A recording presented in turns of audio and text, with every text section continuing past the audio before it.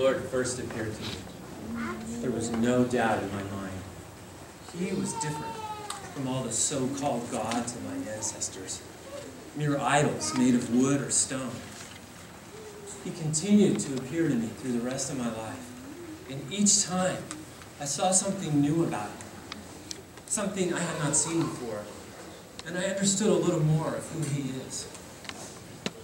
My son Ishmael was already a young man when the Lord appeared to me once again, repeating the promise that I would become the father of a multitude, but that it would be through my wife, Sarah.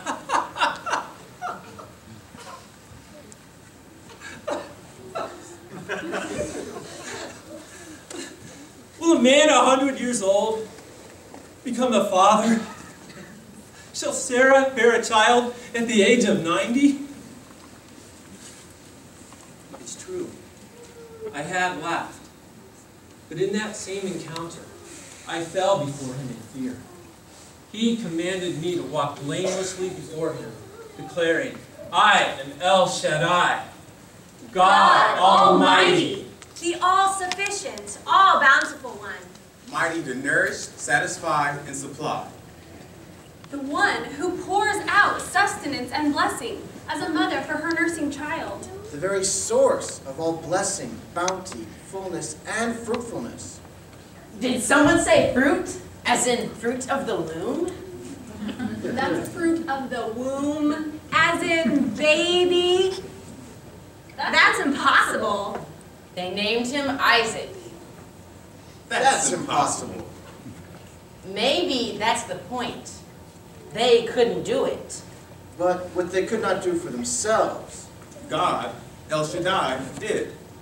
Aww, and they lived happily ever after, right? Now, it came about after these things that God tested Abraham, saying, Take your son, your only son, Isaac, whom you love, and go to the land of Moriah and offer him there as a burnt offering on one of the mountains of which I will tell you. So Abraham rose early the next morning, and with his son Isaac set off for the place God would show him.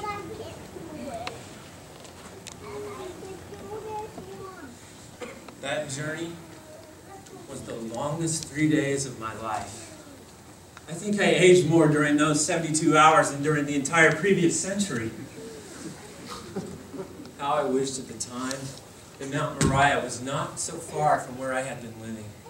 It would have been easier to proceed and obey directly from the presence of the Lord where I had received the command than to wrestle through those next long days of travel.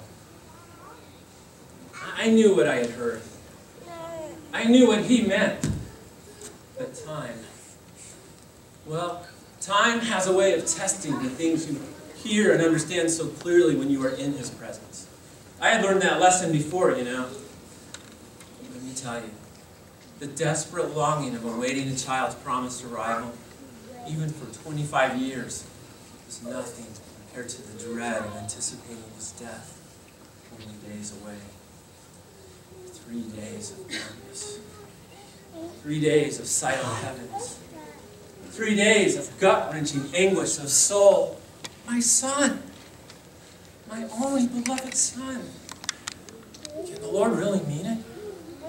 Could I have somehow misunderstood? How can I do this?